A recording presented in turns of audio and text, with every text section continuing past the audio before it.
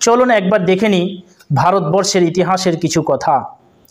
Indian independence day 15 August 1947 কথা।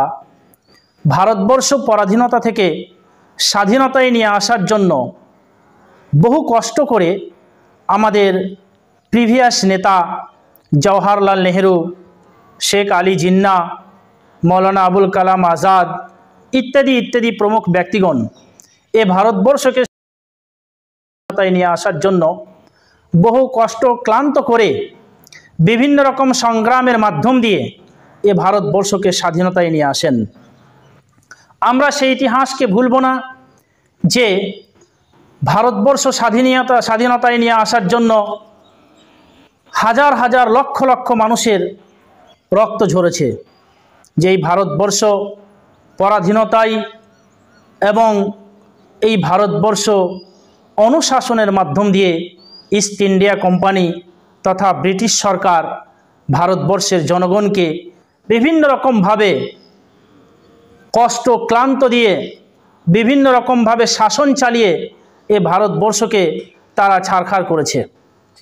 যেই ভারতবর্ষের ইতিহাস আজ আপনারা পেয়েছেন স্বাধীনতায়, এই স্বাধীনতার কথা পূর্ব দিকে যদি আমরা লক্ষ্য করি, প্রিভিয়াস ইতিহাস যদি আমরা তুলে ধরি, তাহলে অবশ্যই দেখতে পাব ভারতবর্ষকে স্বাধীনতায় নিয়ে আসার জন্য কনসাল্টের মাধ্যম দিয়ে, সমঝোতার মাধ্যম দিয়ে স্বাধীনতা খুঁজে পাওয়া যায়নি। এ স্বাধীনতা নিয়ে আসার জন্য লক্ষ লক্ষ মানুষকে প্রাণ দিতে হয়েছে, হাজার হাজার মানুষকে ফাঁসির তখ্তে ঝুলতে হয়েছে। এই ভারতবর্ষের স্বাধীনতা নিয়ে আসার জন্য অনেক মা তার শিশু হারিয়েছে, অনেক বাবা তার ছেলে হারিয়েছে, অনেক যুবক ছেলে তার পিতা হারিয়েছে। ভারতবর্ষের স্বাধীনতা নিয়ে আসার জন্য এ ভারতবর্ষেই বিভিন্ন রকমভাবে জাতিগত, দলগত, ব্যক্তিগত সমস্ত রকম মানুষ 1947 আগে বিভিন্ন রকম কলাকৌশল করে ইস্ট ইন্ডিয়া কোম্পানি তথা ব্রিটিশ সরকারকে তাড়ানোর কৌশল করেছে। সেই ইতিহাসে আমরা দেখি 1857 সালে সিপাহী বিদ্রোহ হয়। এই সিপাহী বিদ্রোহ প্রথম ভারতবর্ষকে স্বাধীনতায় নিয়ে আসার জন্য মূল কারণ হয়ে দাঁড়ায়।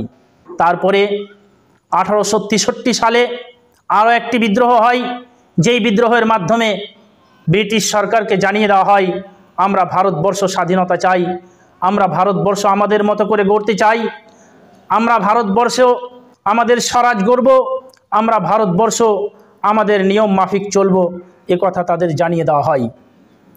একের পর এক ভারতবর্ষে আন্দোলন, বিভিন্ন রকম আন্দোলনগুলো হয়েছিল, যার মধ্যে অসহযোগ আন্দোলন, আইন অমান্য আন্দোলন, সেল্ট ইস্টেগ্রা আন্দোলন, বিভিন্ন আন্দোলনের মাধ্যম দিয়ে নেতাজি সুভাষচন্দ্র বসু তিনি বলেছিলেন যে ভারতবর্ষ স্বাধীনতা নিয়ে আসতে হবে। তার জন্য প্রত্যেক যুবক পার্টিকে বলেছিলেন give me blood, I will give you freedom, তোমরা আমাকে রক্ত দাও, আমি তোমাদের স্বাধীনতা নিয়ে এসে দেব। এই কথা বলে নেতাজি সুভাষচন্দ্র বসু তিনি অক্লান্ত পরিশ্রম করে এ ভারতবর্ষকে স্বাধীনতায় নিয়ে আসার জন্য একবারে ঠিক মুখের জায়গায় নিয়ে এসে তিনি সরে গিয়েছিলেন। সে কথা আমরা ভুলতে পারবো না।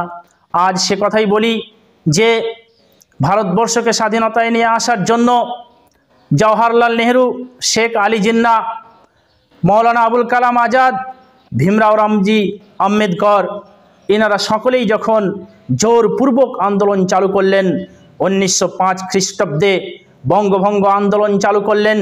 এই বঙ্গভঙ্গ আন্দোলনের সময় তিনারা চাইলেন যে আমরা বাংলার অংশকে ভেঙে দেব এবং এই আন্দোলনের মাধ্যম দিয়ে আমরা ভারতকে স্বাধীনতা চাইব।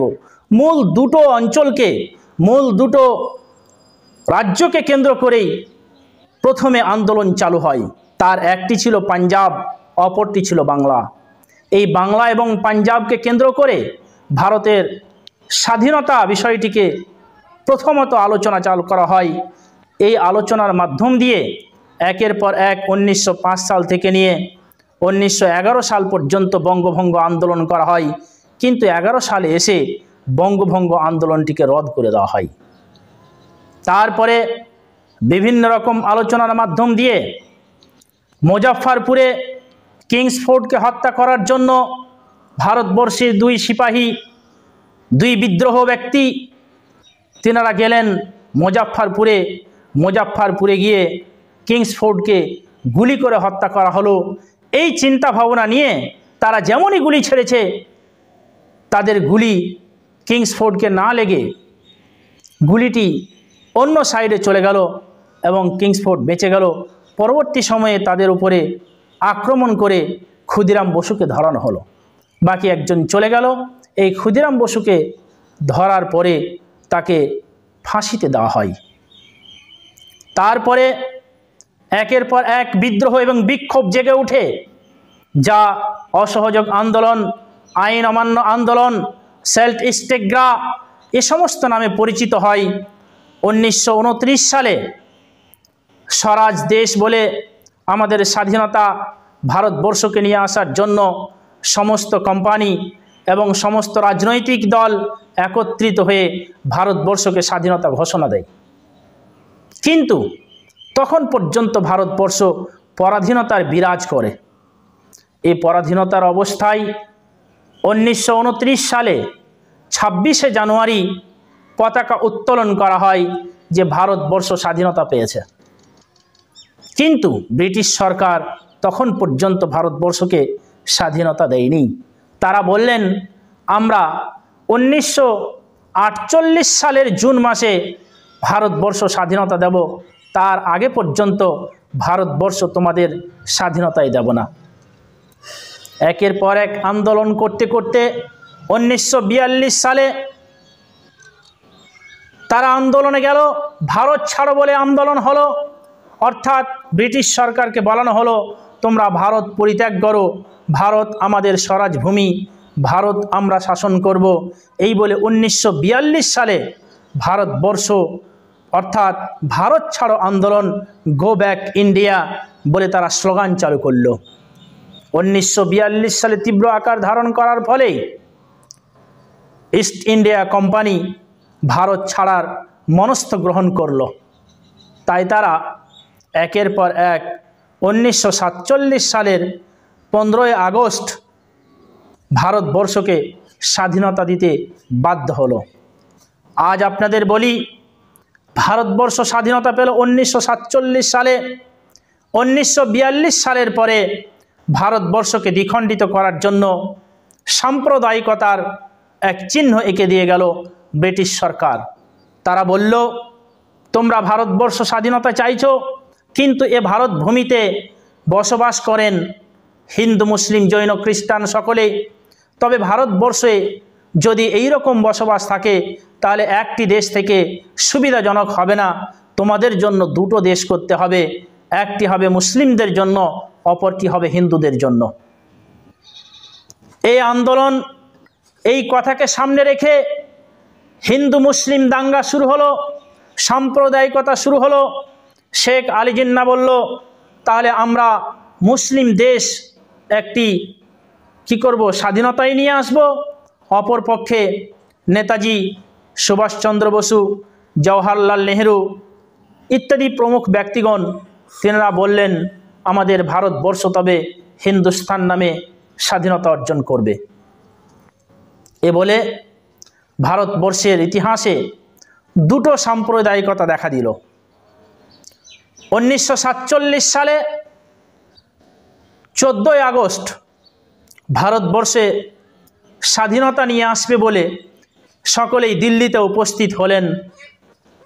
14ই আগস্ট সন্ধ্যাবেলা শেখ আলী জিন্না তিনি করলেন কি, প্রথমত ব্রিটিশ সরকারের অফিসে গিয়ে, রাজভবনে গিয়ে প্রবেশ করলেন এবং তিনি 14ই আগস্ট পাকিস্তান নামক দেশ মুসলিমদের জন্য স্বাধীনতায় নিজের পেপারস তৈরি করে স্বাধীনতা অর্জন করল 14ই আগস্ট। আমরা আজও দেখি পাকিস্তান তারা 14ই আগস্ট স্বাধীনতা দিবস পালন করেন। এবারে থেকে গেল আমাদের নেতাজি জওহরলাল নেহেরু, ভীমরা রামজি আম্বেদকর, মৌলানা আবুল কালাম আজাদ, এনারা 15ই আগস্ট রাত্রি 11টার পরে ব্রিটিশ সরকারের রাজভবনে প্রবেশ করলেন এবং 15ই আগস্ট রাত্রি 12টার পরে ভারতবর্ষ তথা হিন্দুস্তান নামে অর্থাৎ ইন্ডিয়ান ইন্ডিপেন্ডেন্স ডে 1947 15 আগস্টে ভারতবর্ষকে স্বাধীনতা দেওয়া হলো। ভারতবর্ষ স্বাধীনতা পাওয়ার পরে প্রথম প্রধানমন্ত্রী হিসাবে শপথ গ্রহণ করলেন জওহরলাল নেহরুজি। তিনি 15ই আগস্ট সকালবেলা দিল্লির লালকেল্লা লাহোরি গেটের সামনে এসে ভারতবর্ষের ত্রিবর্ণ পতাকা উত্তোলন করলেন এবং তদাবধি পর্যন্ত ভারতবর্ষের 15ই আগস্ট যেই বছরে আসুক না কেন সব সময় ভারতের মানুষ এই 15ই আগস্টকে শ্রদ্ধা জানায় এবং ভারতবর্ষের প্রধানমন্ত্রী প্রতি বছরের ন্যায় তিনিও দিল্লির লালকেল্লার লাহোরি গেটের সামনে ভারতের ত্রিবর্ণ পতাকা উত্তোলন করেন এবং ভারতবাসীর উদ্দেশ্যে তিনি একটি ভাষণ রাখেন। তাই আমরা জানতে পারি ভারতবর্ষ পরাধীনতা থেকে স্বাধীনতায় এসেছে।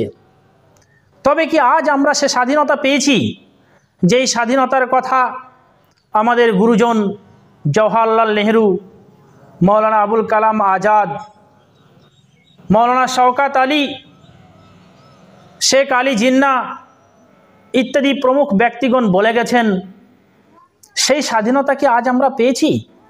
আজ স্বাধীনতার রূপ বদল হয়ে আজ পরাধীনতায় আবার ভারতবর্ষ এগিয়ে এসেছে।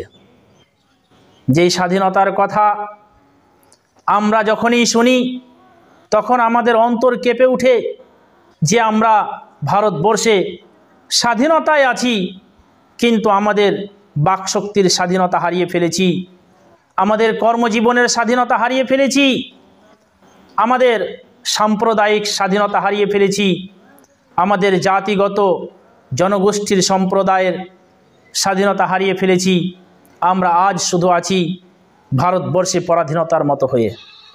এ ভারতবর্ষ সম্পূর্ণরূপে স্বাধীনতা আজও আমাদের দিতে পারেনি।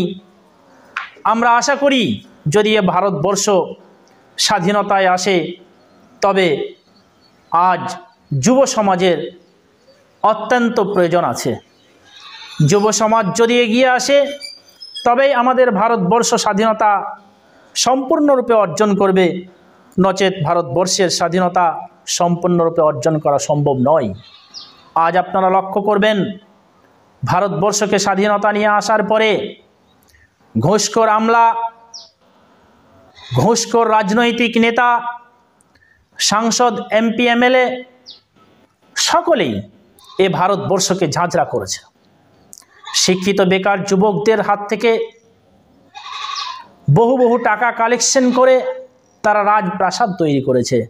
তবে কি বলা যায় এ ভারতবর্ষ স্বাধীনতা পেয়েছে?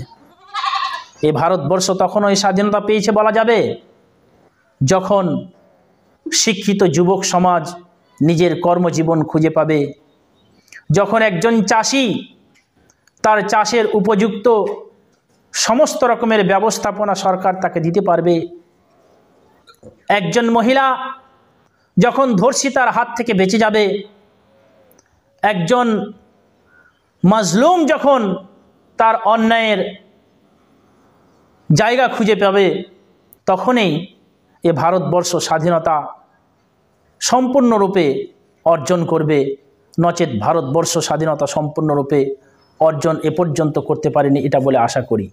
অনেকে বলেন ভারতবর্ষ শুধুমাত্র স্বাধীনতা নয়, ভারতবর্ষ রাজনৈতিক প্রেক্ষাপটের একটু হস্তান্তর শুধুমাত্র। প্রথমে ব্রিটিশ সরকার এ রাজনৈতিক প্রকল্পগুলো পরিষ্কারভাবে চালাতো, আজ তারা চলে গেছে ভারতবর্ষের বেশ কিছু নেতা মন্ত্রীদের মাধ্যম দিয়ে এ ভারতবর্ষ শাসন হচ্ছে। তবে ভারতবর্ষ শাসন আজও যে হচ্ছে সেটা সম্পূর্ণরূপে স্বাধীনতা আজও পায়নি।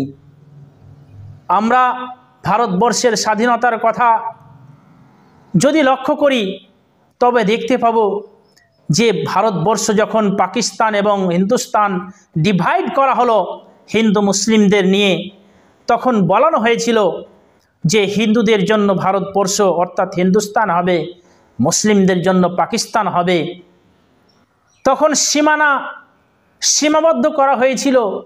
সেই সীমাবদ্ধের সময় বহু মুসলিম পাকিস্তান চলে যাচ্ছিল, বহু হিন্দু পাকিস্তান থেকে হিন্দুস্তানে পলায়ন করছিল।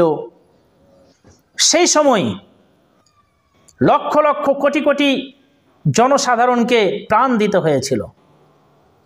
সেই প্রাণের কথা, সে রক্ত ঝরার কথা আজও আমরা স্মরণ করতে পারি। আজও আমরা বইয়ের পাতায় পাতায়, পুস্তকের পাতায় পাতায় আমরা সে কথাকে স্মরণাক্ষরে দেখতে পাই, যা ভারতবর্ষের ইতিহাসে বিরল রয়েছে। সংক্ষিপ্ত আলোচনা এ পর্যন্ত আপনাদের সামনে।